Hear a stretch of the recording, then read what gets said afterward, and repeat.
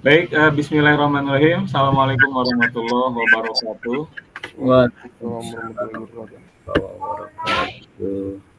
Apa kabar semuanya kakak sekalian? Alhamdulillah sehat Kak. Alhamdulillah sehat. Baik.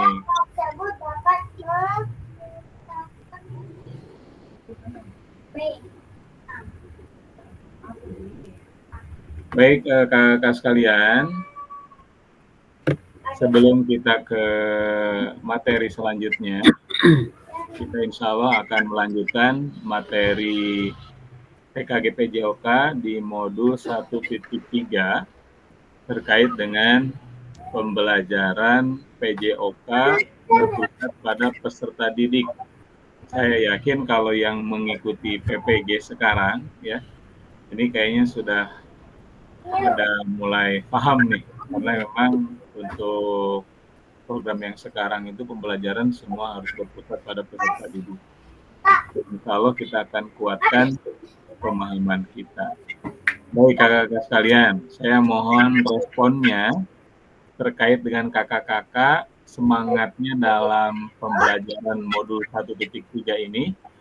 Boleh diketik di kolom chat nilainya dari angka 5 sampai 10. Kira-kira kakak-kakak semangatnya dalam mengikuti PKG ini nilainya berapa kira-kira? Semangat kakak-kakak mengikuti PKG PJOK ini, khususnya malam ini, kira-kira nilainya di berapa? Antara dari 5 sampai 10. Silakan kakak-kakak.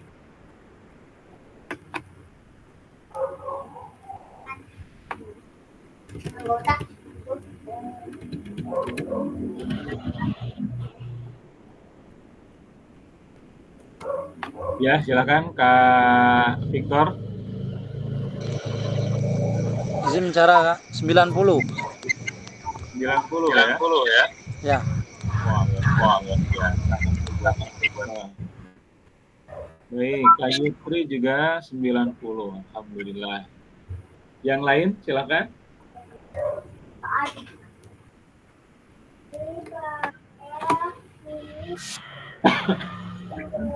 Sama juga 90. Wah, luar biasa berarti nih malam ini semangatnya ya.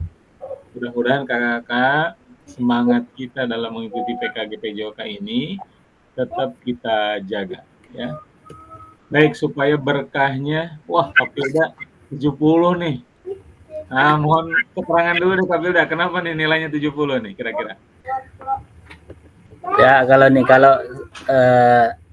ini berdasarkan apa namanya semangat kerja dan kondisi fisik sih. Ya, kalau malam ini saya menilai kesiapan saya 70 karena memang dari pagi berangkat sekolah sampai sekarang ini belum sempat baring. Wah, luar biasa. Lama sekali belum sempat. Saya pulang-pulang tadi karena kebetulan ada keponakan yang wisuda juga. Ya. Ya, saya walaupun hanya sebentar disempatkan hadir memberikan support dan penghargaan untuk keberhasilan beliau. Yeah. Ya, sore saya langsung ke lapangan lagi dampingi anak-anak sparring dan malam ini lanjut lagi. Tapi secara keseluruhan saya semangat, saya memberi nilai sama dengan kawan-kawan tadi 90. Semoga ilmu yang didapat bermanfaat dan menjadi yang keberkahan bagi kita semuanya. Baik, luar biasa nih Kapilda ini ya. Di pagi, siang, sore perjuangannya sungguh luar biasa. Mudah-mudahan jadi amal soleh buat Amin.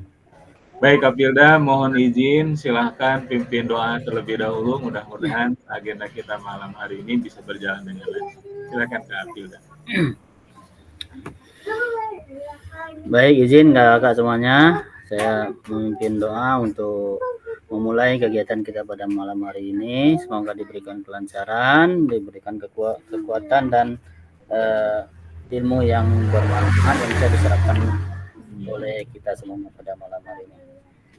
Untuk memulai berdoa, mari kita membaca umul kitab. Bismillahirrahmanirrahim.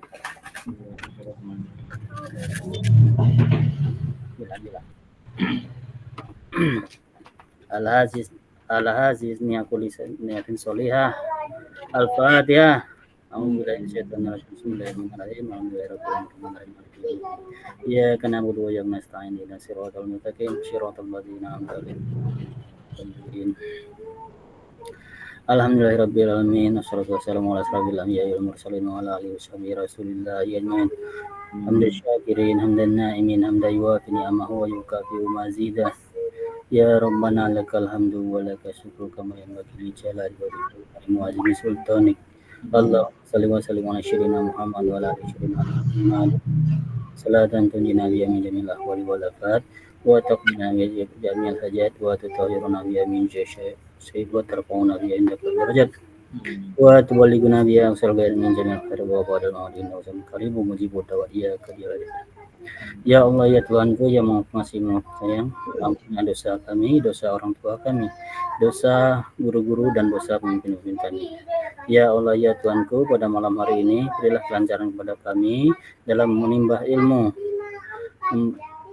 Semoga apa yang kami lakukan pada malam hari ini adalah kegiatan yang bermanfaat bagi kami dan untuk menambah wawasan dan mencerdaskan kepada memberikan ilmu kami kepada anak-anak didik kami.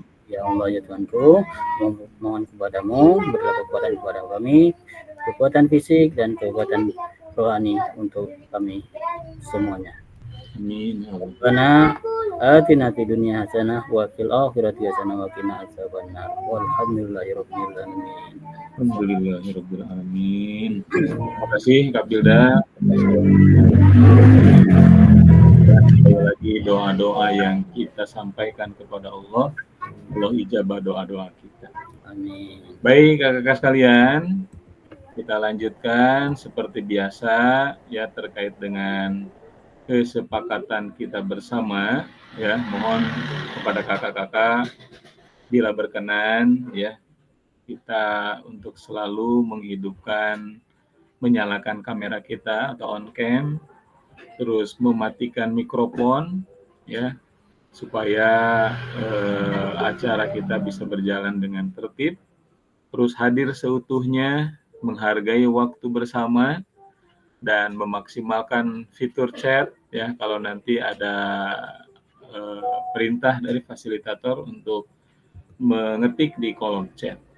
Terus apabila kakak-kakak mau bertanya, silakan klik tombol raise hand yang ada di laptop kakak-kakak. Dan mari kita sama-sama memaklumi jikalau ada gangguan teknis dan itu merupakan hal yang wajar. Baik kakak-kakak sekalian, selanjutnya terkait dengan tujuan pada pembelajaran di modul 1.3 ini, yaitu terkait dengan pembelajaran PJOK berpusat pada peserta didik. Harapannya kakak-kakak nantinya mampu memahami konsep pembelajaran PJOK yang berpusat pada peserta didik. Terus yang kedua, kakak-kakak nanti diharapkan mampu memahami minat peserta didik sesuai karakteristik bidang jasmani, sosial, emosional, dan mental sesuai usianya. Dan yang ketiga, kakak-kakak diharapkan mampu menganalisis studi kasus kegiatan pembelajaran PJOK berdiferensiasi. Kakak-kakak sekalian, ya untuk agenda kita kali ini, yang pertama kita akan melakukan role play, yaitu berbagi peran nantinya. Dan harapannya memang kakak-kakak sekarang ya bisa ada praktek ya. Ada praktek gerak yang akan nanti kita lakukan secara bersama-sama. Yang kedua, mengasosiasi ya aktivitas pembelajaran dengan fase aktivitas. Yang ketiga, mencocokkan tabel karakteristik perkembangan peserta didik sesuai usia. Dan yang keempat, menganalisis kegiatan pembelajaran PJOK berdiferensiasi. Lalu selanjutnya yang seperti biasa kakak, kita untuk waktu pembelajaran kita 2 JP. yang itu sama-sama kita ketahui ya 1 JP itu 45 menit, maka kalau 2 JP berarti 90 menit kakak-kakak. Dari 90 menit itu kita akan rinci 5 menit kita sudah melakukan pembukaan ya, pengingat kesepakatan bersama, pemaparan tujuan sesi dan penjelasan agenda kegiatan. Selanjutnya 30 menit kemudian kita akan melakukan aktivitas pertama yaitu terkait dengan role play, bermain peran ya, pembelajaran yang berpusat pada peserta didik. Lalu 15 menit kemudian kita menuliskan peran guru dan peserta didik dalam pembelajaran SCL di Jamboard ya. SCL itu ada yang tahu kakak-kakak apa SCL? Halo? Nah, kalau kita lihat ya, silakan Kak. Kurang tahu. Kurang tahu ya. Nah, nanti ini kalau kakak-kakak buka di LMS, khususnya di modul 1.3, SCL itu Student Center Learning ya atau SCL. Jadi tadi yang berpusat kepada peserta didik. Lalu 10 menit kemudian kita melakukan aktivitas kedua, menelaah berbagai macam karakteristik perkembangan peserta didik dari berbagai jenjang usia. Lalu 10 menit kemudian mencocokkan tabel karakteristik bidang jasmani, sosial, emosional, mental, dan dengan usia anak. Lalu 15 menit selanjutnya, aktivitas yang terakhir yaitu aktivitas yang ketiga, menganalisis contoh pembelajaran berdiferensiasi di dalam modul 1.3 dan 5 menit terakhir kita melakukan penutup, refleksi, dan foto bersama. Baik kakak-kakak sekalian. Nah, sekarang saya mau tanya kepada kakak-kakak. Ya. Bagaimana praktek pembelajaran PJOK yang berpusat pada peserta didik itu? Boleh, silakan kakak-kakak yang mengetahui, boleh raise hand atau boleh ketik di kolom chat. Silakan kakak-kakak. Bagaimana praktek pembelajaran PJOK yang berpusat pada peserta didik itu? Apakah kakak-kakak sudah melaksanakan atau tidak? Boleh, silakan disampaikan. Ada yang mau menyampaikan?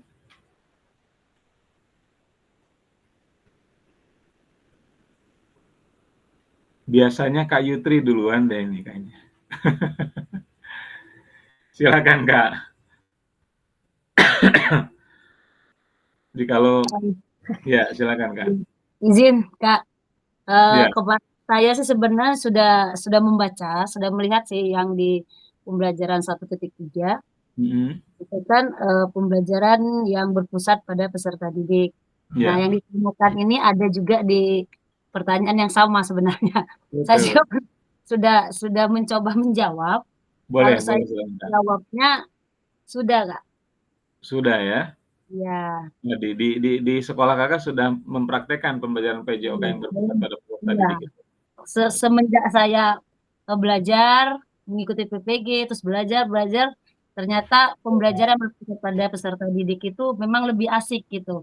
Jadi anak itu tidak monoton, kita saja yang berbicara, kita saja yang membuat alur gitu. Tapi setelah saya belajar ternyata anak-anak lebih suka seperti itu. Lebih suka berdiskusi dengan gurunya malahan. Baik. Ya. Berarti memang sekarang anak-anak lebih aktifkan ya, lebih produktif dibandingkan dengan para gurunya. Ya, Oke, terima kasih Kak Yutri. Ya, siap. Baik, ada di kolom chat Kak Nur Hasanah juga memberikan pendapatnya kepada kita. Saya bacakan ya. Pembelajaran yang berpusat pada peserta didik, yang dimana peserta didik aktif untuk mengemukakan pendapat, merumuskan pertanyaan, dan lain-lain sebagainya. Ya, baik kakak-kakak sekalian, itulah dua pendapat dari ya kakak-kakak, khusus yang perempuan ini ya, Kak Yutri dan Kak Nur Hasanah. Yang laki-laki mungkin ada yang mau menyampaikan terkait dengan bagaimana praktek pembelajaran PJOK yang berpusat pada peserta didik itu. Boleh, silakan Kak Mogi. Baik, Wak. Ya. Menurut saya, Kak, pembelajaran berpusat sebagai kita tuh guru tuh sebagai fasilitator. Ya. Oke. Jadi kita membantu siswa dalam menemukan dan mengembangkan evaluasi pengetahuan mereka sendiri. Cukup, Kak? Jadi kita tuh sebagai fasilitator. Jadi kita memberikan umpan balik kepada siswa, Kak. Baik, ya. Terima kasih Kak Mogi atas penyampaiannya. Kita kasih aplaus untuk Kak Mogi, Kak Yutri, dan Kak Nur Hasanah yang sudah menyampaikan terkait dengan bagaimana praktik pembelajaran PJOK yang berpusat pada peserta didik itu. Betul tadi apa yang disampaikan sama Kak Yutri, ya. Kalau kita mungkin selama ini lebih dominan banyak guru yang berperan, ya, yang mempraktekkan, yang menjelaskan. Tapi pada zaman ini kita tidak bisa melakukan hal yang sama, ya. Jadi harus ada perubahan-perubahan paradigma kita terkait bagaimana menyampaikan pembelajaran yang menyenangkan, yang bermakna untuk peserta didik kita. Baik, kakak-kakak sekalian. Untuk selanjutnya, saya akan mengajak kakak-kakak, ya, sebelum menjawab pertanyaan, mari bayangkan sejenak beberapa hal yang mungkin terjadi di kelas-kelas kita. Ya.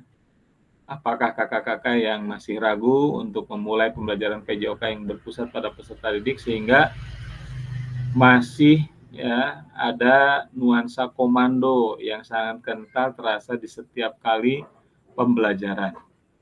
Nah, silakan kakak-kakak, ada 2 gambar di sini. Gambar yang pertama, apakah saat ini kita lebih banyak suara peluit sebagai perintah gerak daripada suara guru saat pembelajaran? Terus di gambar sampingnya, apakah saat pembelajaran kakak-kakak, ya, semua gerakan peserta didik itu harus sesuai perintah atau komando guru? Nah, silakan kakak-kakak untuk berbagi pengalamannya di sekolah kakak-kakak sekalian terkait dengan apakah mungkin selama ini kakak-kakak masih banyak dalam mengajarkan pembelajaran PJOK kepada peserta didik itu malah banyak perintah peluitnya dibandingkan dengan guru saat pembelajaran. Atau yang kedua, apakah mungkin pas waktu saat pembelajaran kakak-kakak di sekolah itu gerakan peserta didik itu harus sesuai perintah atau komando guru? Nah, silakan kakak menyampaikan pendapatnya atau pengalaman-pengalaman kakak di sekolah kakak-kakak sekalian yang mungkin saat ini yang kakak-kakak lakukan di sekolah. Silakan, Kak.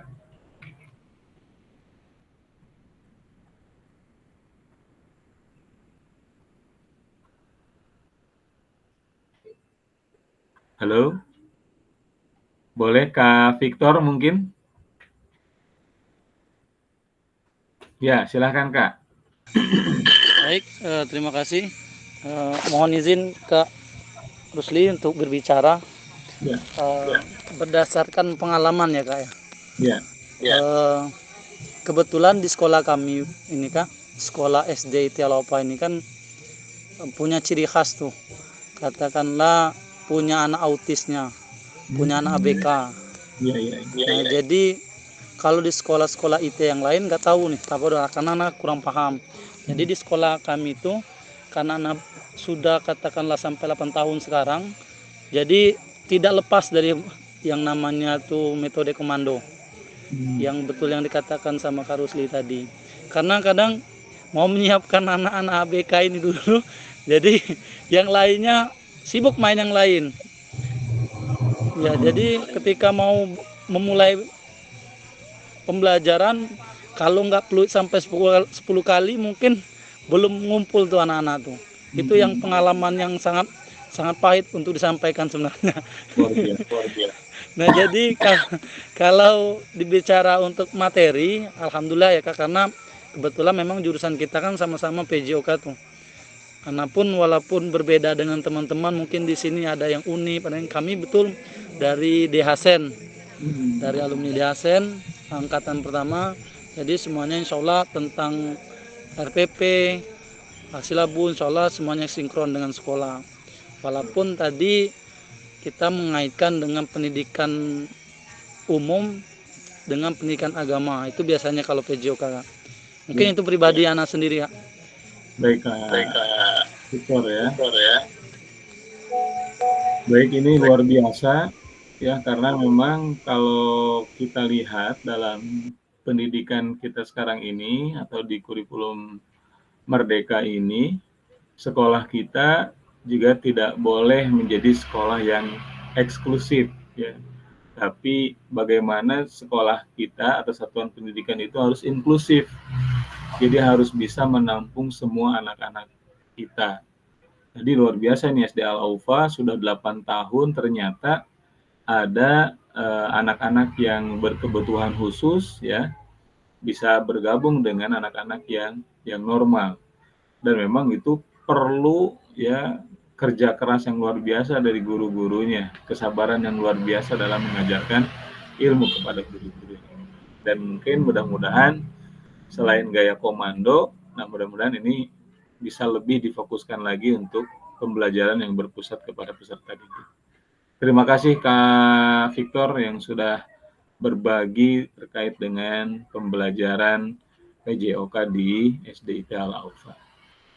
Yang lain kira-kira ada yang mau menyampaikan lagi? Kalau tidak, kita lihat sebuah video yang akan disampaikan oleh bentar, saya lihat dulu ya. Dari Cassandra ya. Cassandra, yaitu akan menjelaskan tentang manfaat berpusat pada peserta didik. Baik, kita lihat kakak-kakak.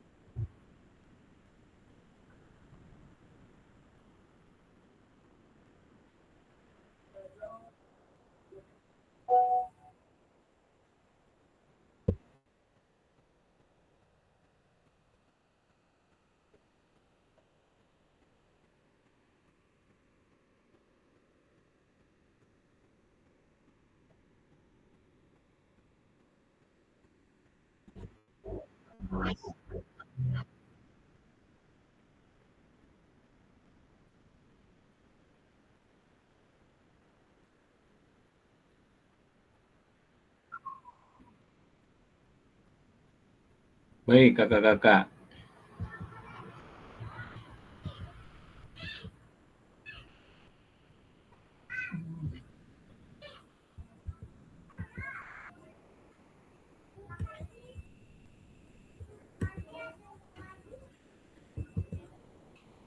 Oke.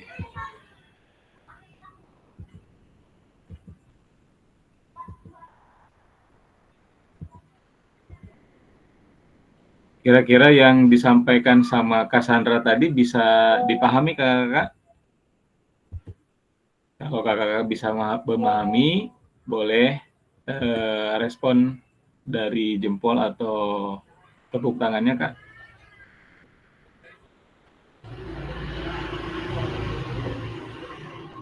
Tadi suaranya jelas kak ya?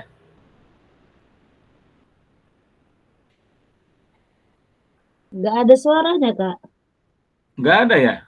Ada. Oh ya Allah. Iya.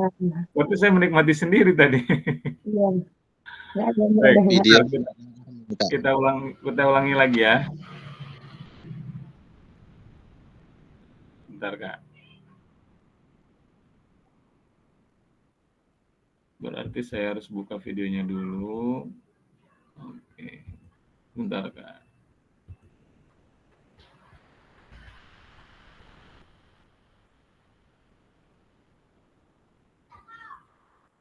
Oke, sudah kelihatan Kak gambarnya?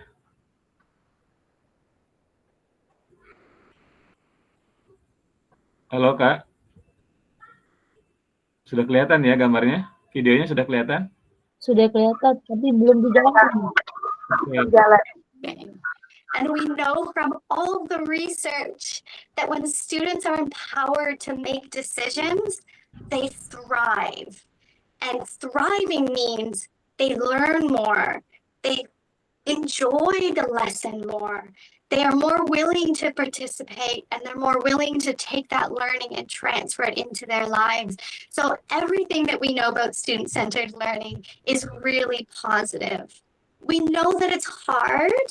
You know, we do know that it's different and that it can be challenging and maybe scary if it's not an approach that you're used to, but the benefits are worth it. We know that the outcome is really positive.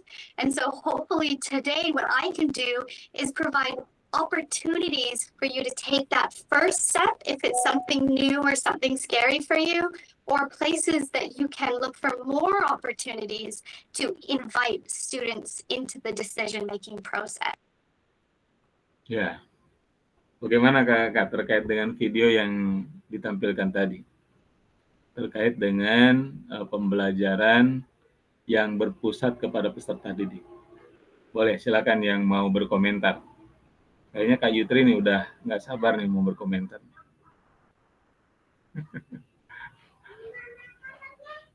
Izin Kak, Ya. saya menyimak dulu.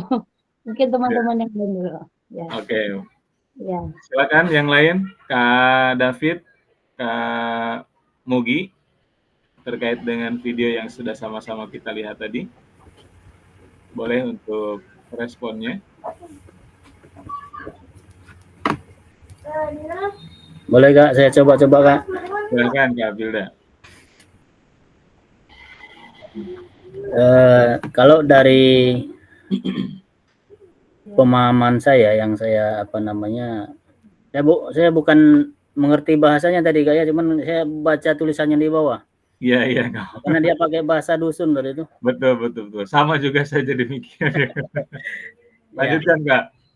Ya, kalau dari pemahaman saya, apa yang disampaikan oleh Sandra ini tadi mengenai siswa yang sekarang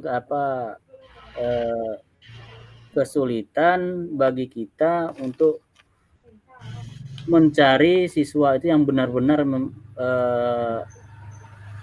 siswa yang semangat dan gigih dalam belajar, dan tanpa kita sadari itu berpengaruh kepada teknologi yang sekarang ini semakin berkembang, karena di lingkungan kita, sekolah, lingkungan rumah itu bisa saja menyebab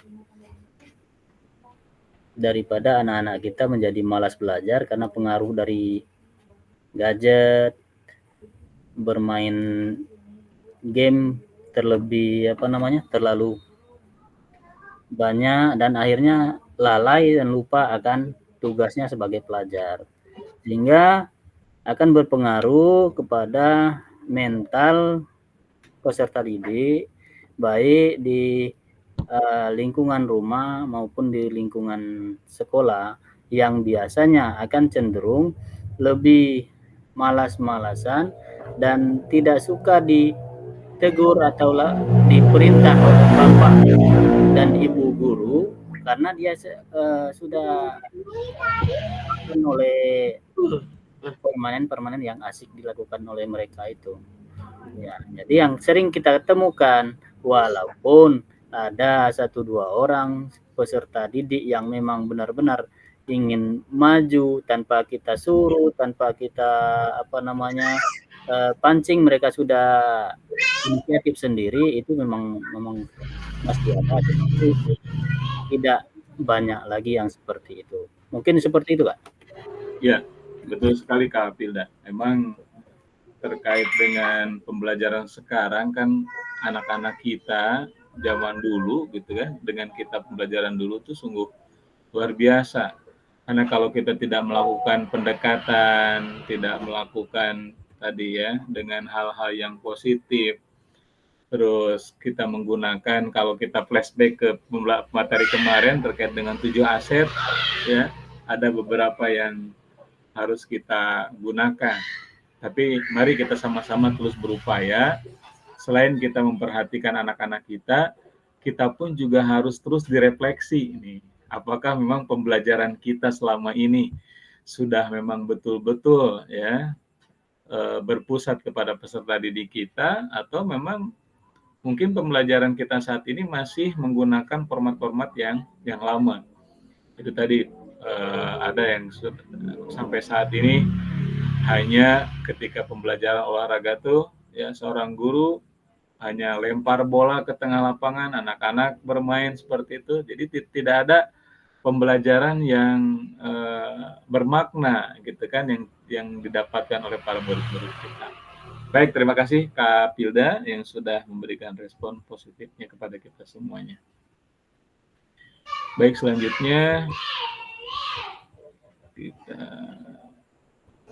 lanjut ke slide.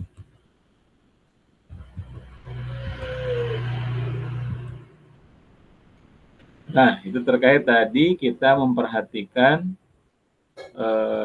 Cassandra Lanucci ya, beliau ini pakar pendidikan, kakak-kakak sekalian. Nah, kita masuk ke materi yang pertama atau aktivitas yang ke-1 kakak-kakak. Jadi aktivitas yang pertama ini, mari kita melakukan aktivitas role play ya. Baik, terkait dengan aktivitas role play ini kakak-kakak sekalian, untuk tujuan pembelajaran ya atau capaian pembelajaran ini peserta didik memahami gerak fundamental. Jadi nanti saya akan menampilkan beberapa gambar atau beberapa gerakan yang nanti silahkan kakak-kakak pilih ya gerakan yang mana yang akan kakak-kakak dicontohkan atau dipraktekkan. Terus tujuan pembelajaran terkait dengan role play aktivitas pembelajaran ini, yang pertama, peserta didik melakukan dan memahami gerak koordinasi dengan benar. Yang kedua, peserta didik mengetahui efek dari latihan yang dilakukan. Yang ketiga, peserta didik dapat menganalisis efek latihan yang diberikan ya melalui perubahan denyut nadi. Nah, nanti kakak-kakak sekalian, kakak-kakak akan menghitung denyut nadi awal kakak-kakak semuanya ya, nanti akan kita hitung secara bersama-sama. Selanjutnya terkait dengan asesmen ya, melakukan self dan peer assessment efek latihan yang telah dilakukan, melakukan analisis efek latihan yang diberikan melalui perubahan denyut nadi. Lalu untuk aktivitas pembelajarannya itu terkait dengan latihan gerak koordinasi. Ini langkah-langkah aktivitasnya kakak. Jadi saya akan membagi secara berpasangan berdasarkan misalkan ya nomor 1 dengan 2, 3 dengan 4 atau 5 dengan 6. Jadi nanti saya akan mengelompokkan kakak-kakak. Terus yang kedua, saya nanti akan menampilkan pilihan gerakan. Nanti silahkan kakak-kakak pilih gerakan atau satu gerakan saja yang akan kakak-kakak tampilkan. Terus yang ketiga, nanti nah ini tiap peserta memilih nomor gerakan yang paling disukai oleh kakak-kakak sekalian. Dan yang keempat, sebelum mempraktekkan gerakan, hitung denyut nadi terlebih dahulu dalam waktu 10 detik ya. Denyut nadi per menit adalah jumlah denyut nadi selama 10 detik nanti dikalikan 6 kakak. Jadi kalau misalkan dalam 10 detik kakak denyut nadinya ternyata misalkan 7 ya, 7 kali, maka dikalikan 6 jadi 42 denyut nadi awal. Selanjutnya yang kelima, catat pilihan gerakan denyut nadi di awal di spirit set. Nah, nanti saya akan tampilkan spirit setnya. Lalu yang keenam, lakukan gerakan yang dipilih secara bergantian dengan pasangan. Saat satu mempraktekkan, yang lain mengamati. Nah, jadi kakak-kakak kan nanti dipasangkan tuh. Nanti yang satu melakukan, yang satu mengamati. Nah, begitupun nanti juga sebaliknya, bergantian. Ya. Kemudian peserta melakukan secara bergantian seperti yang dilakukan peserta sebelumnya. Nah, ini terkait dengan tabel self dan peer assessment, pembelajaran latihan gerak koordinasi. Nah, silahkan kakak-kakak pilih gerakan yang kakak-kakak sukai. Nah, ini kalau gerakan yang pertama itu kombinasi membungkuk dan menekuk. Ya. Yang kedua terkait dengan jumping jack. Yang ketiga lari di tempat. Yang keempat gerakan silang tangan menyentuh jari kaki. Dan yang kelima loncat di tempat. Nah, oke, ini kakak gerakannya ya. Kalau kita lihat nanti kakak-kakak saling melakukan. Baik, mohon izin saya lihatkan asesmennya kakak-kakak sebentar.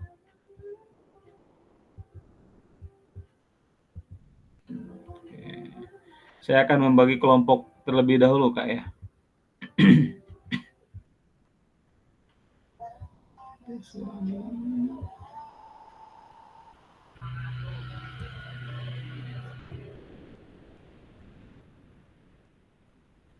Sudah kelihatan kak?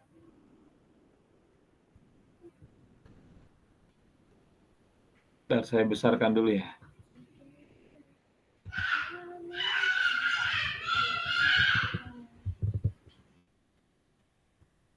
Baik. Nah, nanti kakak-kakak, ini nanti kita pilih. Saya panggil dulu ya. Kalau Kak Yutri kira-kira mau gerakan nomor berapa Kak? Izin, nomor 1 kalau bisa. Nomor 1 ya. Iya. Baik. Saya rubah dulu. Gerakan nomor 1. Gerakan nomor 1 itu tadi apa Kak? Yang apa? Yang membungkuk, yang memegang ujung kaki tadi, membungkuk dan menekuk. Membungkuk dan menekuk ya. Oke. Kak Nur Hasanah kira-kira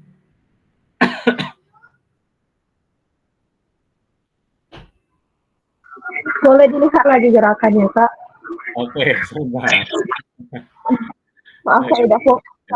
Baik. Oke, saya lihatkan sekali lagi. Kakak-kakak sambil melihat ya.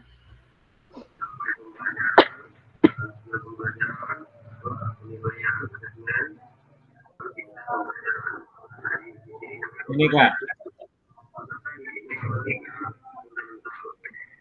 Oke, kita lihat kalau gitu videonya deh.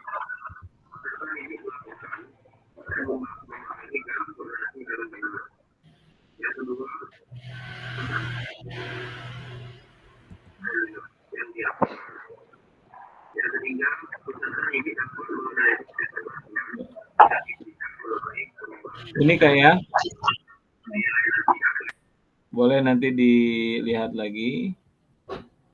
Nih.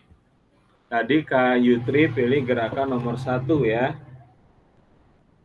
Gerakan kombinasi membungkuk dan menekuk. Oke. Untuk Kak Nur kira-kira? Gerakan 4 aja, Kak. Nomor 4 Kak ya? Iya. Baik. Kak Pilda?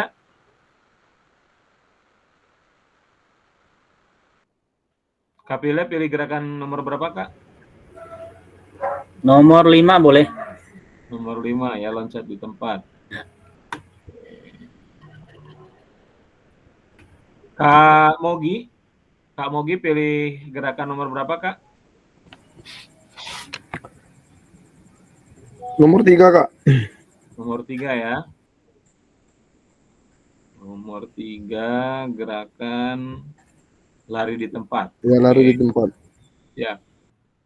Kak Rahmat nggak ada. Kak David, nomor berapa Kak? Mohon izin.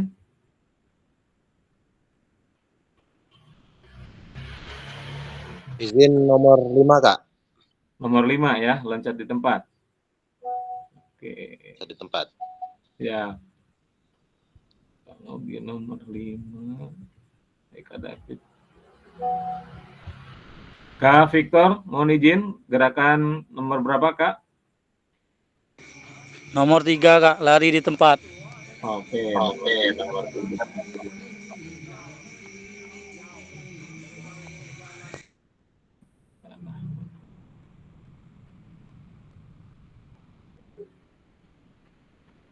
Baik, jadi langsung Kak ya, kita lakukan gerakan. Nah, jadi untuk kelompoknya langsung saja, Kak Yutri dengan Kak Nur Hasanah, Kak Pilda dengan Kak Mogi, ya, Kak David dengan Kak Victor. Baik, kakak-kakak sekalian, sekarang yang kakak-kakak lakukan, hitung denyut nadi awal kakak-kakak. Nah, saya hitung 10 detik. Silahkan mulai dari sekarang cari denyut nadinya dulu. Apakah masih berdenyut atau tidak? Insya Allah masih berdenyut, Kak. Masih berdenyut lah Kak. Alhamdulillah. Baik, sudah ketemu kakak-kakak? Kalau sudah ketemu boleh kasih jempolnya. Siap. Oke. Baik, kita hitung 1, 2, 3.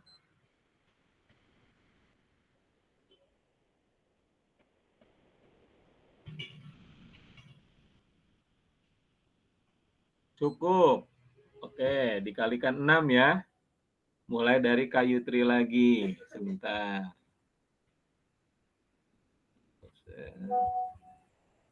Kita lihat ininya. Baik, Kak Yutri, denyut nadi awal berapa, Kak?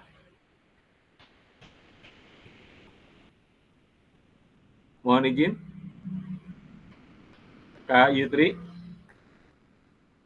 13. 13 kali 6 berarti berapa? 36 kali 78. 13 kali 6, 78 ya? Ya. Baik. Kak Nur Hasanah. 8 Kak. 8 kali 6 berapa, Kak? 24 ya? Awal 8 kali 6. 8 kali Iya. 6 kan, Kak? 48 ya? 48, oke. Kak Pilda berapa, Kak?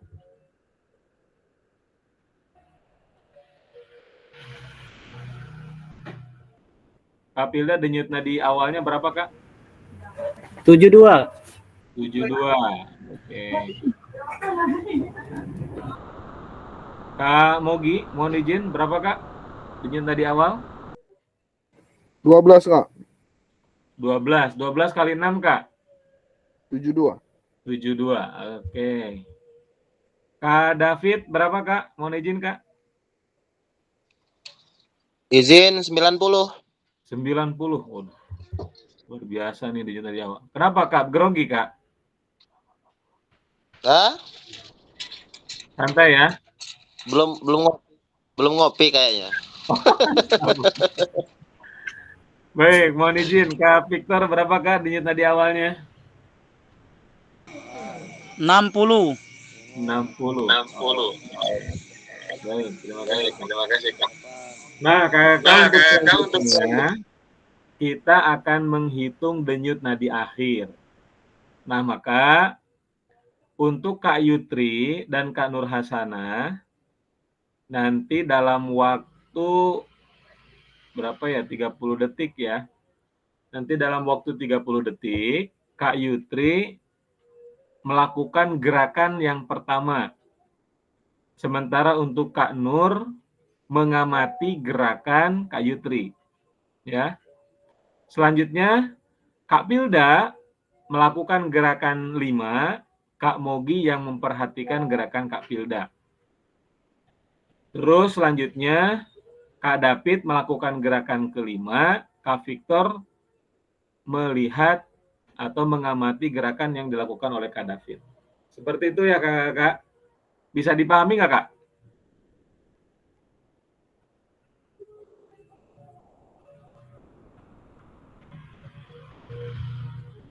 Baik. Kalau gitu, kalau boleh ini kakak-kakak ya, makanya di di on cam ya, karena nanti kakak-kakak yang mengamati itu bisa memberikan umpan balik. Apakah yang dilakukan oleh kakak-kakak yang melakukan, contoh misalkan Kak Pilda dengan Kak Mogi. Nah, ketika Kak Pilda melakukan gerakan 5 selama 30 detik, nanti denyut nadi akhir kita hitung lagi berapa yang didapatkan oleh Kak Pilda. Ya, apakah menurun atau meningkat. Nah, nanti memberikan umpan balik. Apakah misalkan gerakan yang dilakukan oleh Kak Pilda itu betul atau tidak, atau misalkan semangat atau tidak, nah, nanti berpengaruh kepada denyut nadi akhir. Baik, udah siap kakak-kakak? Berarti yang pertama. Izin Kak, berarti. Halo. Ya silakan Kak David. Izin Kak. Pakai stopwatch ya? Ya, yang menghitung saya ya? Kak. Ya, yang menghitung saya. Oh. Oke, siap. Berarti Kak akan Rusli yang hitung ya? Nanti setelah 30 detik berhenti, lalu kakak-kakak kita hitung lagi denyut nadi akhirnya. Oke. Kak Yutri paham? Oke, nanti Kak Yutri silakan melakukan gerakan pertama, Kak Nur Hasanah yang mengamati ya. Selanjutnya terus Kak Pilda melakukan gerakan yang kelima, Kak Mogi mengamati. Selanjutnya Kak David melakukan gerakan 5 dan Kak Victor mengamati atau menganalisis. Baik, kita akan hitung selama 30 detik. Silakan kakak-kakak melakukan gerakan sesuai dengan gerakan yang kakak-kakak sukai tadi. Saya hitung selama 30 detik. Sudah siap kakak-kakak?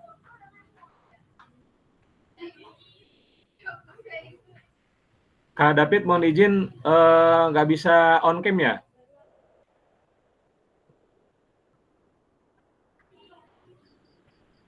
Bisa, sebentar Kang. Oke, ini sinyalnya rada-rada ini, sebentar. Ya, biar nanti Kak Mogi bisa memperhatikan gerakan yang kakak lakukan. Wah, subhanallah. Oke Kak, sudah tampil. Baik, yang lain memperhatikan Kak ya. Saya hitung 30 detik. Dalam hitungan ketiga, silahkan Kak Yutri, Kak David, dan Kak Pilda melakukan gerakan yang disepakati. 1, 2, 3, mulai.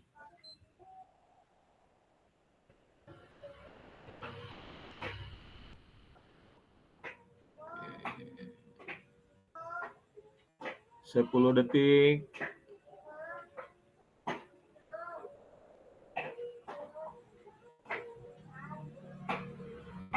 20 detik.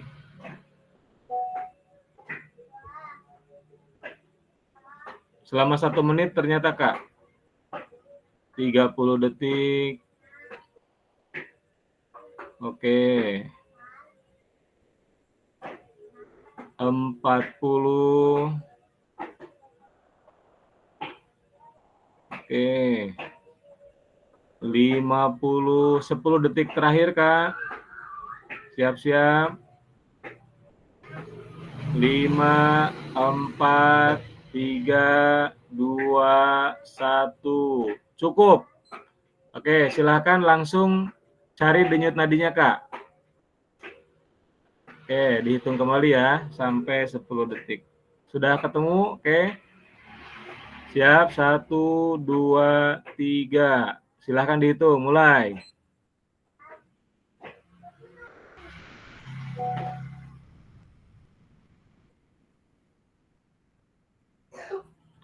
Cukup. Oke. Silakan Kak Yutri, berapa Kak? Denyut nadi akhir 21 21 kali 6 Kak. kali 6. Sebentar, matematiknya tinggal jadi. Sebentar Kak. 21 kali 6. 136 ya? 126. 126 pas 136? 126. 21 kali 126. Oke. Kak Pila berapa Kak? 126 Kak. Sama, 126. Ya. Oh. Kak David berapa Kak? 186. 186, Masya Allah. Luar biasa ini. Luar biasa semangat ya Kak David. Ya. Boleh tepuk tangan dulu buat kawan-kawan yang sudah melakukan. Oke, luar biasa nih. Yang pasti ngos-ngosan ya. Ternyata emang guru olahraga juga manusia. Masya Allah Kak David, luar biasa. Baik, untuk selanjutnya, sekarang sebaliknya Kak Yutri, Kak David, Kak Pilda memperhatikan. Mohon izin Kak Nur Hasanah bisa ini nggak? Bisa melakukan nggak? Izin Kak. Insya Allah bisa Kak. Ya. Ini Pak, kameranya ini nggak jelas ini Kak. Ya, nggak apa-apa Kak Mogi. Yang penting ada usaha. Oh, siap, Yang siap, penting siap, nanti siap, kelihatan Kak. aja. Oke. Yang ini Kak Victor bisa di on cam Kak? Iya Kak. Bisa di on cam? Bisa di on cam. Sebentar Kak. Lagi berusaha. Oke. Oke. Kak Nur gimana Kak Nur, gimana Kak Nur? Oke. Iya Kak, nggak nampak ini kameranya nih Kak. Iya, Kak Mogi emang nggak nampak. Yang nampak cuma cahayanya doang. Itulah, rusak kamera laptopnya Kak. Oke, nggak apa-apa. Yang penting ikut gerakannya aja ya. Ya, siap. Kak Nur gimana Kak Nur? Bisa mengikuti nggak? Iya Kak. Insya Allah. Oke. Tapi tetap jaga ini ya, jaga kesehatan ya. Jangan sampai ngedrop nanti. Baik. Lakukan dalam waktu 1 menit ya. Baik. Kita hitung. 1, 2, mulai.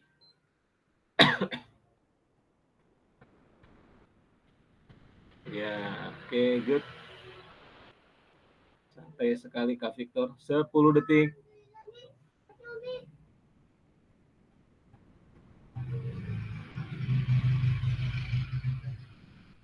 20 detik. Subhanallah, luar biasa ini. Inilah kakak kalau kita ngajar anak-anaknya seperti ini, kalau student center learning ya. Jadi anak-anak bisa saling mengamati, saling mengerjakan. Nah, guru-guru tinggal memfasilitasi aja. 40 detik, 10, 20 detik lagi.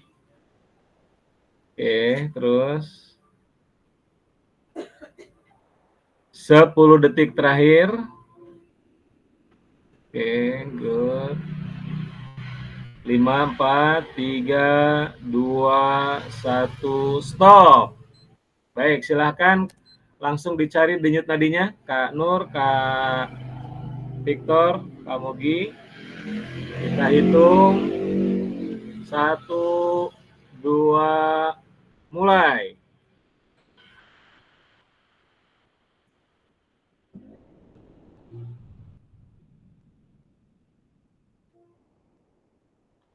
Cukup. Oke, kita catat dulu kakak-kakak sekalian. Baik. Kak Nur, berapa Kak Nur denyut nadi akhirnya? 23 Kak. 23 dikali 6 Kak. 128 ya? Iya Kak. Oke. 128. Kak Mogi berapa Kak? 19 Kak. 19. Ya. Nah, 19 kali 6 berapa? 114. 114. Ya. Baik, Kak Victor berapa, Kak? 15. 15. 90. Ya, Oh, nggak nyampe 100 ya? memang cuaca dingin, Kak. Dipakai jaket tadi lah. Siap. Siap. Terima kasih, Kak Mogi. Baik, kakak sekalian, kita sekarang masing-masing dari kita melakukan umpan balik. Oke, sekarang mulai dari Kak Nur Hasanah kasih umpan balik kepada Kak Yutri. Ya, kalau kita lihat tadi dari denyut nadi awal 78, setelah melakukan gerakan pertama ternyata Kak Yutri mengalami kenaikan sampai 126. Silakan Kak Nur Hasanah kasih umpan balik untuk Kak Yutri. Iya, Kak. Ya. Denyut nadi awal 78, denyut nadi akhir apa ya? 126. Ya. Kalau denyut nadi normal tuh kan Kak 60 sampai 100. Artinya kalau dikasih umpan balik kayaknya gerakannya ini sih Pak, normal sih Pak. Karena kan denyut nadi kan meningkat gitu Pak. Oke, jadi gerakannya sesuai ya dengan apa yang disukai tadi gerakannya. Makasih, Baik. Kak. Sebaliknya, menurut Kak Yutri, penilaian untuk Kak Nur Hasanah atau umpan balik untuk Kak Nur Hasanah seperti apa Kak Yutri? Baik, izin Kak Rusli. Silakan Kak. Untuk dari umpan balik pada gerakannya Kak Nur Hasanah tadi, kalau melihat dari denyut nadi awal 48, setelah bergerak melakukan gerakan itu menjadi 128, berarti kan 80. Berarti itu termasuk dalam normal seperti itu Kak ya.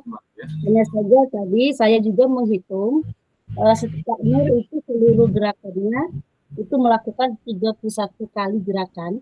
Hanya saja di hitungan ke-23 saya gerakan Kak Nur mulai melemah. Iya. Mungkin itu pengaruh dari keadaan tubuh Kak Nur yang kurang fit. Seperti Betul. itu saya. Terima kasih. Oke, luar biasa. Tepuk tangan dulu buat Kak Yutri dan Kak Nur Hasanah. Luar biasa. Oke, lanjut. Sekarang Kak Pilda dan Kak Mogi. Untuk yang pertama memberikan umpan balik, silakan Kak Mogi kasih umpan balik untuk Kak Pilda terlebih dahulu.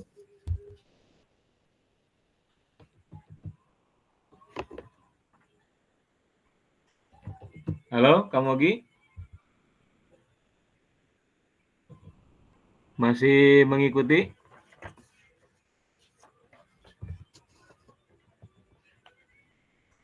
Oke, kayaknya Kak Mogi lagi ganggu.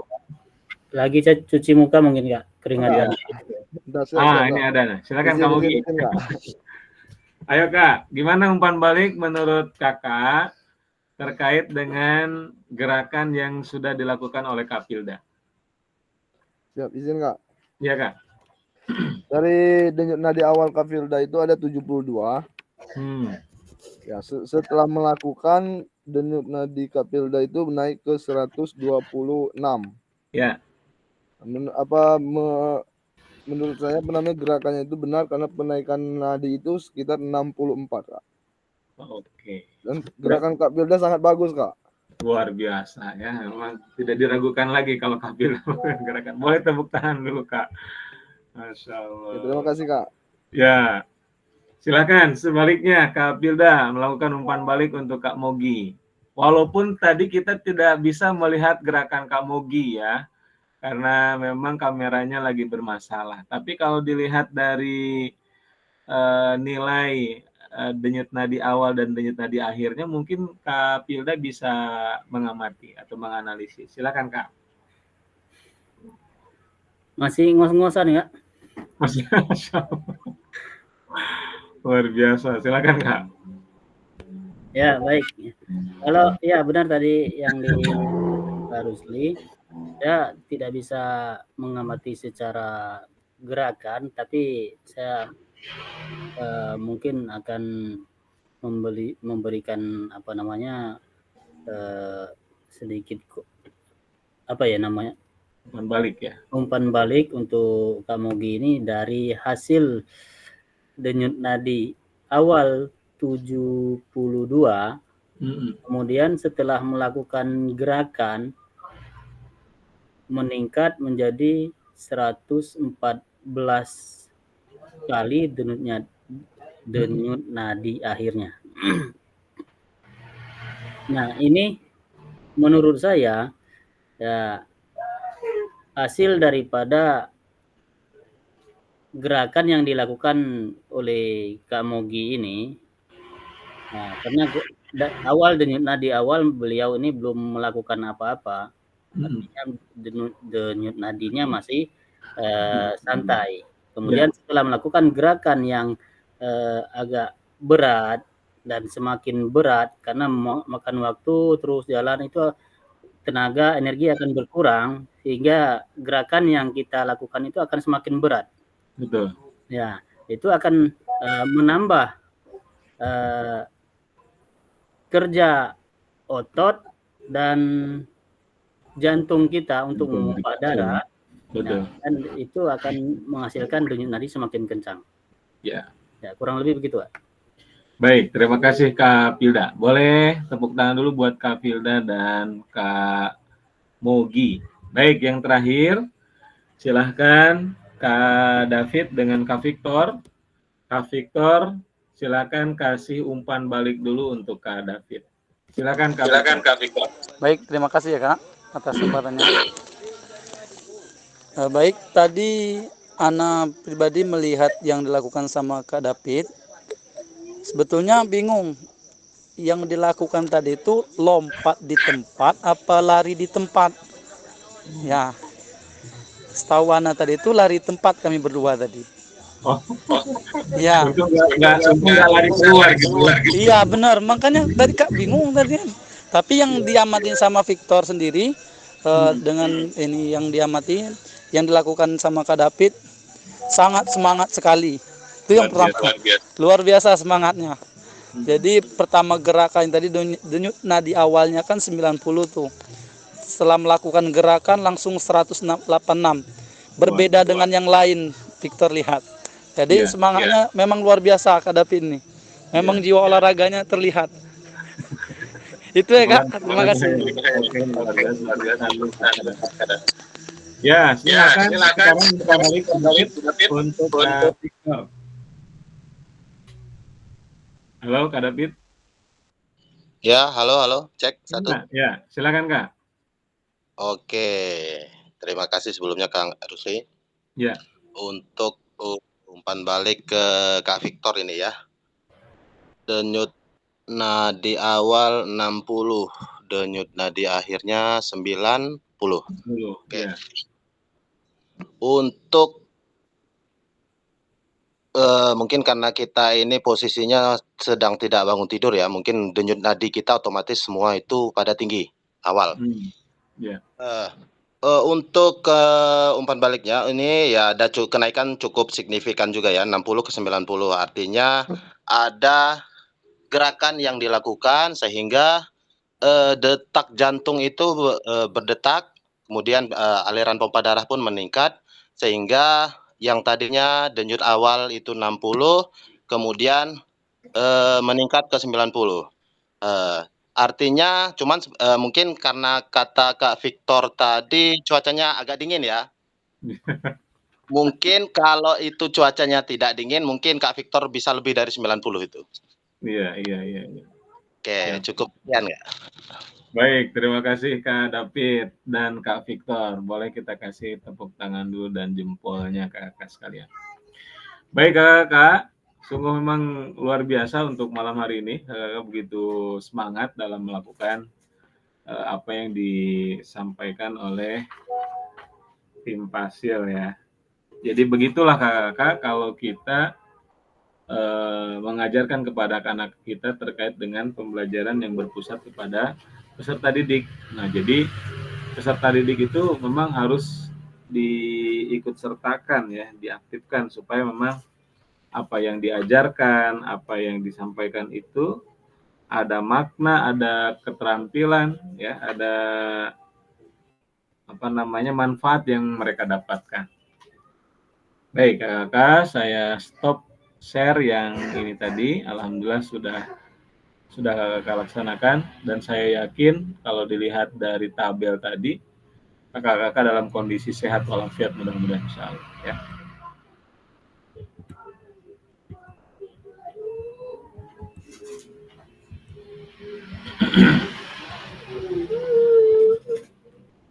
Ini sudah kakak ya, sudah menghitung denyut nadi dan sudah dicatat dan sudah bergantian melakukan gerakan dan observasi. Terus sudah juga ini melakukan umpan balik dan bagaimana cara kita melihat apakah latihan yang dilakukan sudah benar. Nah, tadi kita lihat bagaimana tadi kakak-kakak melakukan gerakan-gerakan yang sudah sesuai dengan apa yang kakak-kakak sukai. Ya.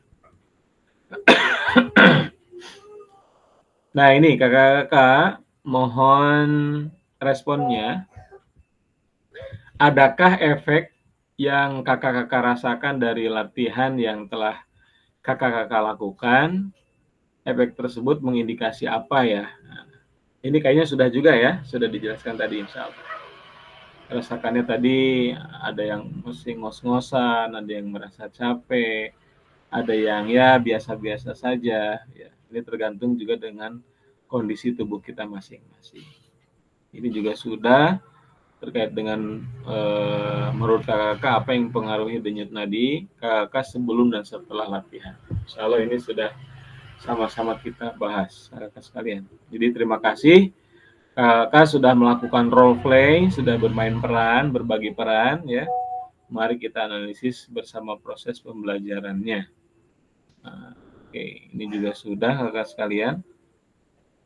Kita lanjut ke aktivitas yang kedua ya.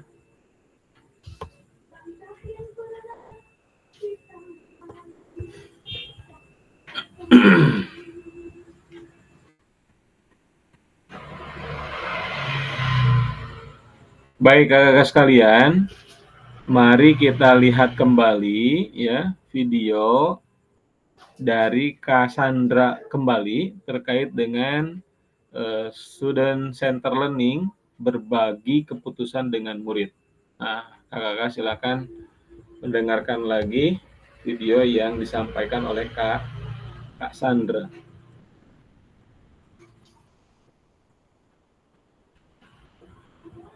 Apakah sudah ya yang ini? Bentar ya.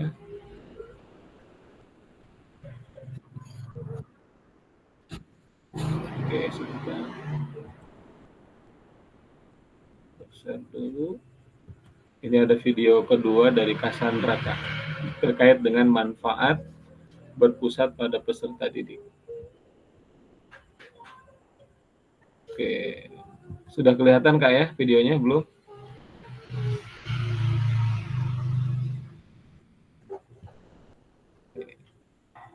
Kalau dari bahasanya mungkin kita juga nggak paham ya. Kebetulan ada penjelasannya ya. Silakan Kak. And we know from all of the research that when students are empowered to make decisions, they thrive. And thriving means they learn more, they enjoy the lesson more, they are more willing to participate, and they're more willing to take that learning and transfer it into their lives. So everything that we know about student-centered learning is really positive. We know that it's hard. You know, we do know that it's different and that it can be challenging and maybe scary if it's not an approach that you're used to, but the benefits are worth it. We know that the outcome is really positive. And so hopefully today what I can do is provide opportunities for you to take that first step if it's something new or something scary for you, or places that you can look for more opportunities to invite students into the decision-making process. Baik, insya Allah kakak paham ya terkait dengan video yang disampaikan oleh Kak Sandra tadi. Nah, jadi kakak, tadi kita sudah sama-sama melakukan ya, bagaimana kakak-kakak udah antusias gitu ya, udah melakukan dengan penuh semangat, bahkan bisa saling mengamati, saling ngasih umpan balik. Itulah salah satu bagaimana kita manfaatnya ya terkait dengan pembelajaran yang berpusat pada peserta didik. Baik kakak sekalian, saya izin lanjutkan kembali. Nah, peran guru dan peserta didik dalam pembelajaran SCL atau Student Centered Learning, ya, Student Centered Learning, peran guru, ya, bertindak sebagai fasilitator dalam proses pembelajaran. Sementara peran peserta didik, ya, bisa lebih aktif dalam proses pembelajaran dengan memberikan gagasan, saran, dan juga kritik. Selanjutnya, peran guru mengkaji kompetensi mata pelajaran yang harus dikuasai murid pada akhir pembelajaran. Sementara peran peserta didik dapat berpartisipasi dalam merumuskan, mengembangkan, dan memproses materi pembelajaran. Selanjutnya, peran guru merancang strategi dan lingkungan pembelajaran yang dapat menyediakan beragam pengalaman belajar. Dan peran peserta didik mengkaji kompetensi dan strategi pembelajaran yang ditawarkan oleh guru. Lalu yang keempat, peran guru membantu murid mengakses informasi, menata, dan memproses untuk dimanfaatkan dalam memecahkan permasalahan hidup sehari-hari. Sementara peran peserta didik membuat rencana pembelajaran untuk mata pembelajaran yang diikutinya. Dan yang terakhir kakak, mengidentifikasi dan menentukan pola penilaian hasil belajar murid yang relevan, ya, yang kekinian, ya, dengan kompetensi yang akan diukur. Sementara peran peserta didik belajar secara aktif dalam kelompok maupun individual dengan cara mendengar, membaca, menulis, diskusi, ya, pemecahan masalah, serta terlibat dalam kegiatan berpikir tingkat tinggi seperti analisis, sintesis, dan evaluasi. Nah, maka kakak sekalian, dalam SCL atau Student Centered Learning, guru akan berperan sebagai fasilitator dalam proses belajar. Peserta didik akan dilatih untuk memiliki tanggung jawab atas kegiatan belajarnya dengan panduan guru sebagai fasilitator agar materi, kegiatan, ya, dan pengukuran pembelajaran masih dalam koridor capaian pembelajaran yang diharapkan. Nah, dalam hal ini, guru dapat mendorong perkembangan peserta didik karena guru bukan satu-satunya sumber belajar. Nah, kakak-kakak sekalian, ada di sini jenis-jenis pembelajaran Student Centered Learning. Apa yang pernah Ibu Bapak praktekkan dalam pembelajaran? Nah, harapannya kakak-kakak sekalian, ini terkait dengan jenis-jenis pembelajaran Student Centered Learning. Ada yang dimaksud dengan small group discussion, ya. Di small group discussion ini terkait dengan siswa mendiskusikan topik dalam kelompok kecil, mendorong pemahaman yang lebih dalam melalui kolaborasi. Terus yang kedua, ada jenis pembelajaran SCL itu dengan role play dan simulasi yang sudah sama-sama tadi kita jalani Kak. Ya, yaitu siswa melakukan simulasi, ya, skenario untuk lebih memahami konsep dengan mengambil peran pendorong pembelajaran, ya, mendorong pembelajaran supaya aktif. Terus yang ketiga ada yang dinamakan dengan discovery learning, yaitu siswa menjelajah dan menemukan pengetahuan secara mandiri, belajar melalui pengalaman dan eksperimen. Lalu yang keempat ada yang dinamakan dengan self-directed learning, yaitu siswa bertanggung jawab atas proses belajar mereka sendiri, ya, menetapkan tujuan dan mengelola sumber daya. Terus yang kelima ada yang dinamakan juga cooperative learning, yaitu siswa bekerja bersama untuk mencapai tujuan bersama, ya, mengandalkan kolaborasi untuk menyelesaikan tugas. Sementara yang keenam terkait dengan contextual learning, ya, yaitu pembelajaran yang dihubungkan dengan situasi dunia nyata, ya, membuat pengetahuan relevan dan dapat diterapkan.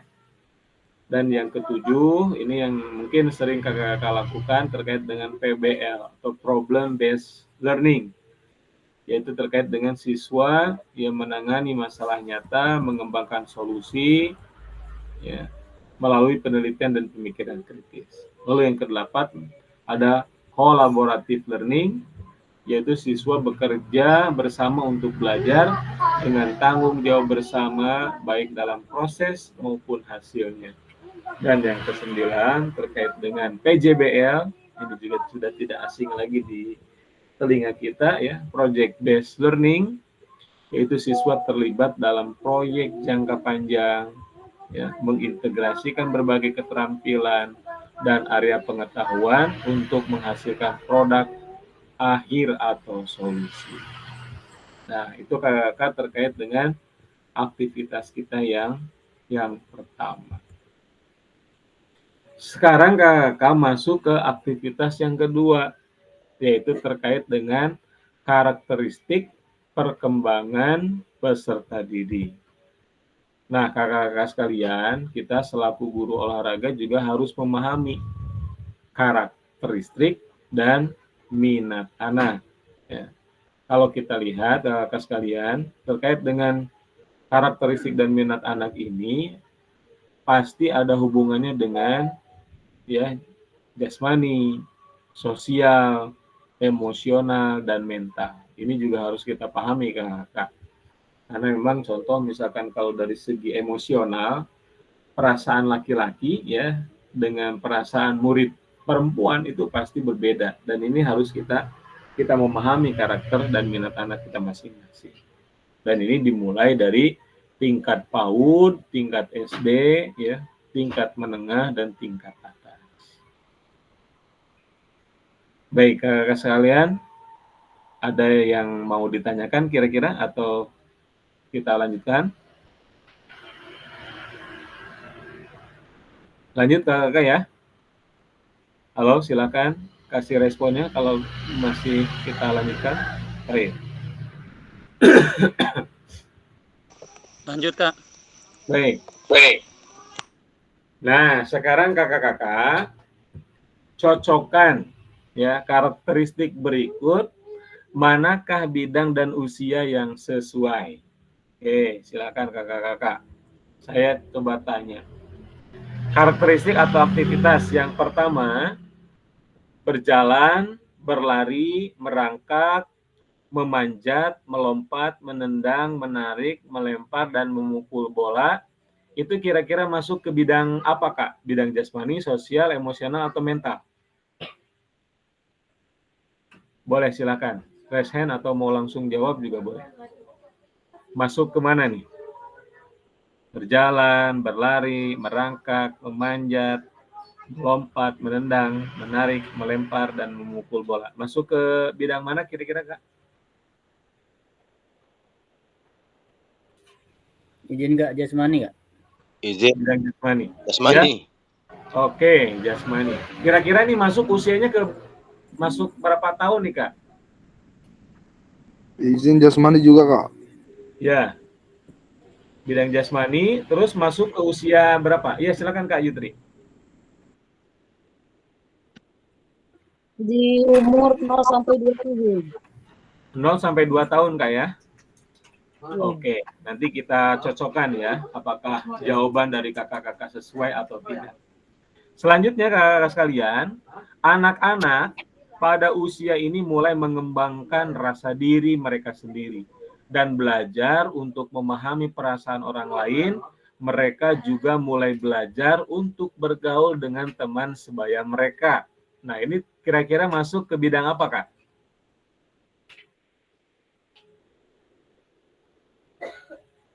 Sosial, Kak. Sosial. Oke. Kira-kira usianya yang masuk umur 3 sampai 4 tahun atau 5 sampai 6 tahun, Kak?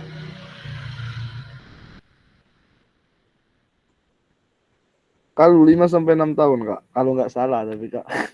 Oke, kalau nggak salah berarti benar ya. Baik. Terus yang selanjutnya kakak-kakak sekalian, karakteristik atau aktivitas yang ketiga, mereka mulai mengalami emosi yang lebih intens seperti kemarahan, kesedihan, dan kecemburuan. Mereka juga mungkin mulai mengalami tekanan teman sebaya dan tantangan sosial yang dapat mempengaruhi emosional mereka. Nah, ini sudah pasti masuk ke bidang emosional ya. Oke, dan yang terakhir, anak-anak mulai belajar untuk memahami dan mengelola emosi mereka serta untuk bernegosiasi dan menyelesaikan konflik. Nah, baik kakak-kakak, kita lihat jawaban yang sudah dijawab oleh kakak-kakak apakah memang sudah sesuai dengan apa yang ada di PPT ya, kita lihat. Nah, ini kakak sekalian. Jadi terkait dengan berjalan, berlari, merangkak, memanjat, dan lain-lain itu masuk ke dalam bidang jasmani. Dan termasuk kategori usia 0 sampai 2 tahun. Sementara yang kedua, anak-anak pada usia ini mulai mengembangkan rasa diri mereka sendiri. Ini masuk ke bidang sosial dan masuk ke kategori usia 5 sampai 6 tahun. Terus yang ketiga, ketika anak-anak kita mulai mengalami emosi yang lebih intens seperti kemarahan, kesedihan, dan kecemburuan, dan yang lain-lain, itu termasuk bidang emosional dan masuk ke dalam kategori 6 sampai 12 tahun. Dan yang terakhir, anak-anak mulai belajar untuk memahami dan mengelola emosi mereka serta untuk bernegosiasi dan menyelesaikan konflik. Ini termasuk bidang mental dan termasuk kategori usia sama 6 sampai 12 tahun. Nah, kakak-kakak sekalian, mari kita sama-sama diskusi. Yang pertama, apa pentingnya guru mengetahui karakteristik peserta didik? Itu yang pertama. Yang kedua, bagaimana cara mengakomodasi berbagai karakteristik dan minat peserta didik dalam pembelajaran. Nah, ayo silakan kakak-kakak. Yang tahu boleh raise hand atau boleh langsung dijawab kakak. Apa sih pentingnya guru mengetahui karakteristik peserta didik? Kira-kira apa pentingnya kakak-kakak? Boleh, silakan. Yang tahu?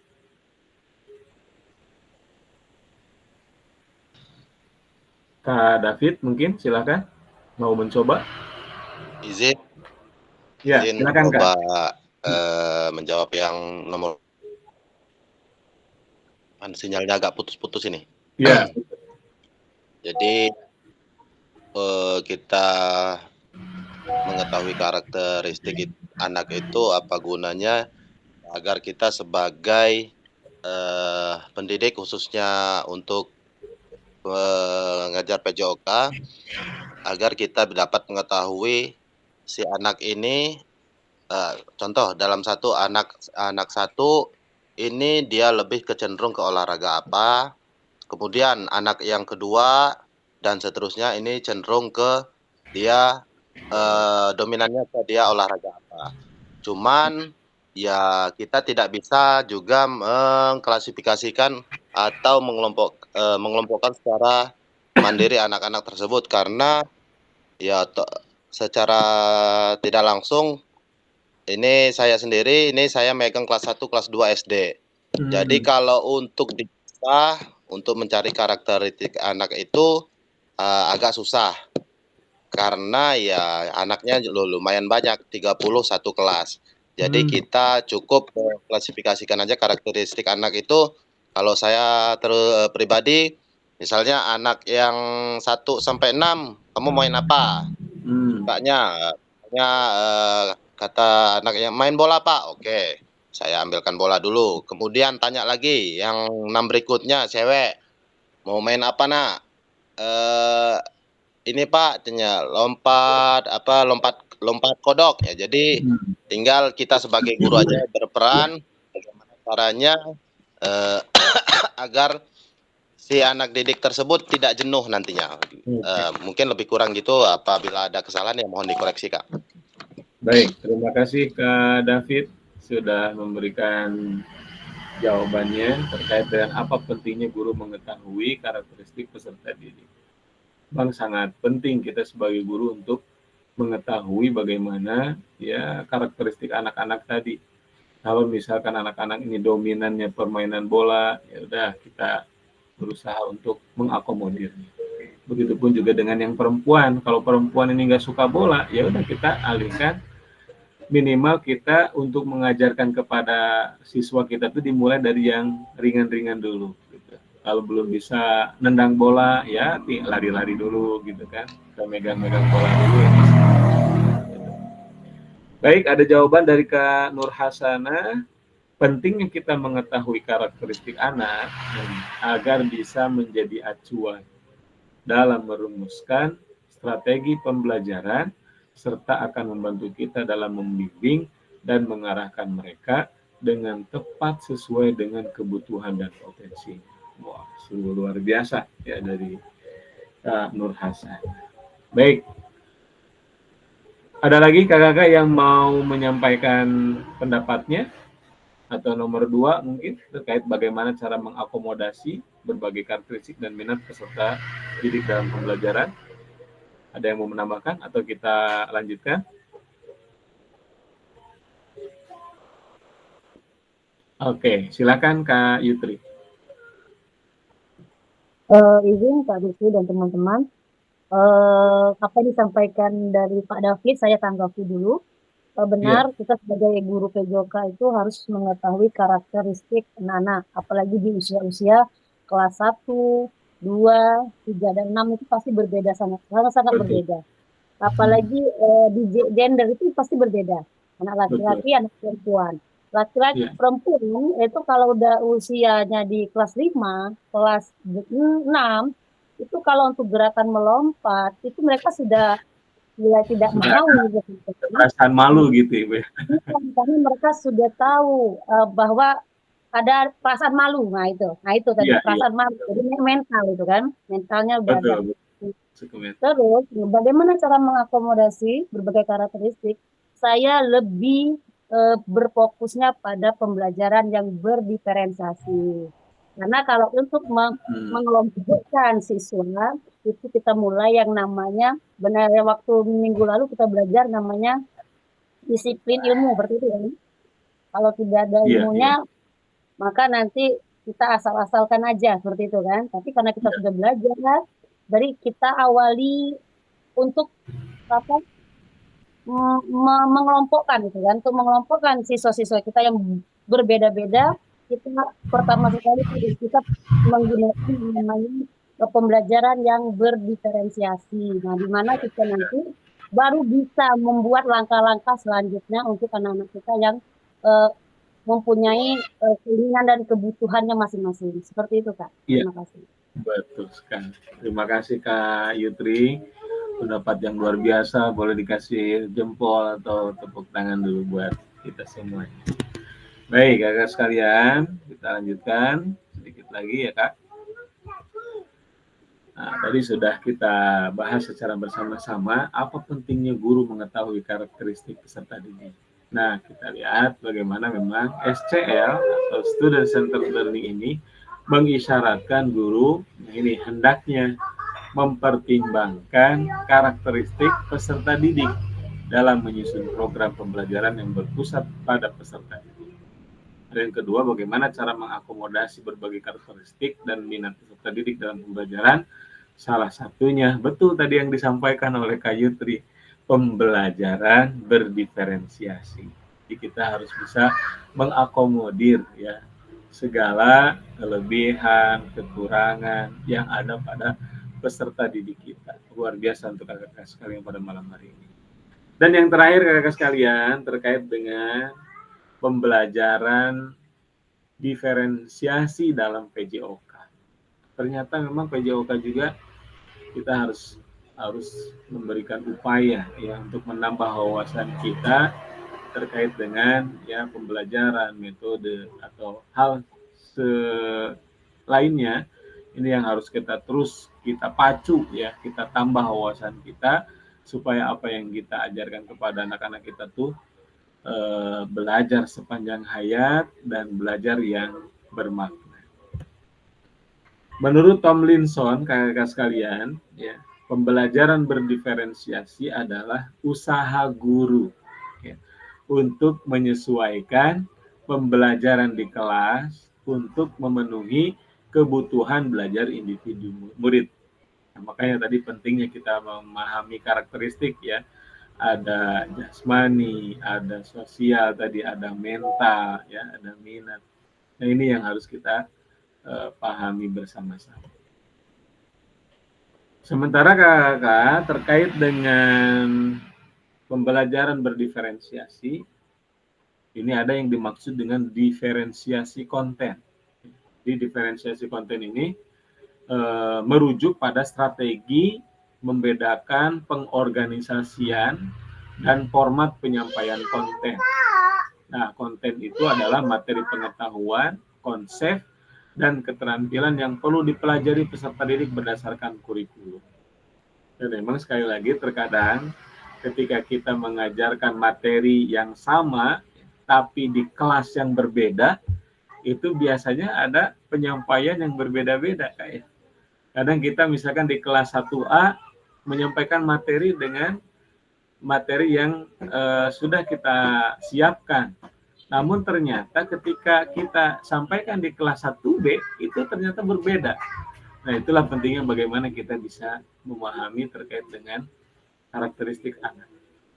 Selanjutnya ada yang dimaksud dengan diferensiasi proses, yaitu merujuk pada strategi membedakan proses yang harus dijalani oleh peserta didik yang dapat memungkinkan mereka untuk berlatih dan memahami isi atau konten. Dan yang ketiga, ada yang dimaksud dengan diferensiasi produk. Jadi memang harus kita siapkan mulai dari konten, proses, dan produk. Merujuk pada strategi membedakan produk hasil belajar murid, hasil latihan, penerapan, dan pengembangan apa yang telah dipelajari. Saya yakin kakak-kakak, ya, tadi apa yang sudah saya sampaikan. Terkadang kita di kelas A, di kelas B dengan materi yang sama, tapi dengan pola menyampaikan yang berbeda atau ada strategi yang harus kita siapkan.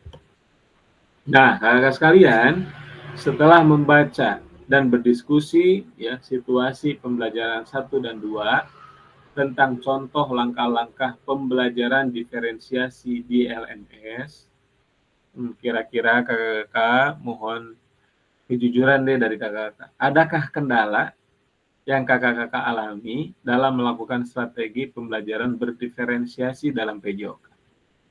Yang kedua, gagasan baru apa yang kakak-kakak dapatkan dari contoh-contoh penerapan strategi berdiferensiasi di dalam modul? Nah, maka kakak-kakak sekalian, tugasnya ya setelah selesai sesi ini ya 1.3 ini, maka unggah hasil refleksi modul 1.3 di LMS. Jadi kakak-kakak silahkan kerjakan di LMS kakak-kakak masing-masing. Ya.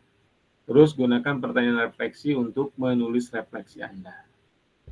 Selanjutnya, pada akhir sesi kita hari ini, kakak-kakak sekalian, sekali lagi mudah-mudahan kakak-kakak memahami konsep pembelajaran PJOK yang berpusat pada peserta didik. Dan kakak-kakak juga dapat memahami minat peserta didik sesuai karakteristik bidang jasmani, sosial, emosional, dan mental sesuai usianya. Dan yang ketiga, ya harapannya kakak-kakak ya, menganalisis studi kasus kegiatan pembelajaran PJOK berdiferensiasi yang kakak-kakak akan laksanakan, yang kakak-kakak akan kerjakan di LMS kakak-kakak masing-masing. Dan saya ingatkan kembali kakak-kakak, ya LMS soal-soal yang ada di LMS itu ada waktu deadline-nya. Jadi tolong diperhatikan. ya. Jadi jangan sampai kakak-kakak terlambat melakukan tugas yang ditugaskan kepada kakak-kakak. Dan saya mohon maaf kalau ada di antara kakak-kakak yang saya japri, yang saya ingatkan. Karena memang ya saya sebagai fasilitator untuk memberikan fasilitas kepada kakak-kakak untuk mengerjakan tugas yang ada di LMS kakak-kakak. Mungkin itu kakak-kakak pada malam hari ini. Terima kasih atas kesempatan pertemuan kita pada malam hari ini. Saya acungi 2 jempol untuk kakak-kakak yang sudah hadir di malam hari ini, sungguh luar biasa.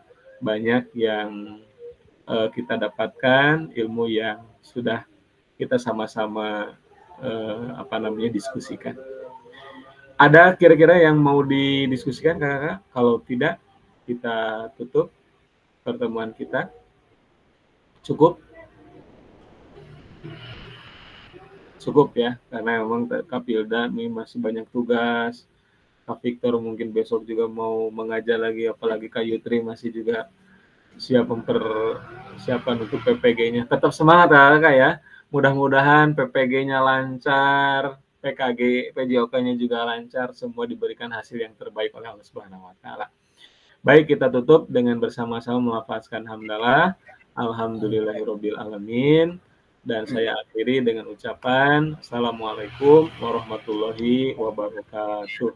Waalaikumsalam warahmatullahi wabarakatuh. Baik kakak-kakak, rekamannya sudah saya stop. Ada lagi yang mau disampaikan kira-kira? Cukup ya. Pertemuannya tetap ya kakak-kakak pada malam ya, kayaknya lebih enak malam daripada kalau siang ya. Oke, siap. Mohon izin kakak, saya tutup link Gmeet-nya. Selamat istirahat dan tetap semangat untuk melaksanakan pembelajaran PJOK. Assalamualaikum warahmatullahi wabarakatuh. Assalamualaikum warahmatullahi wabarakatuh.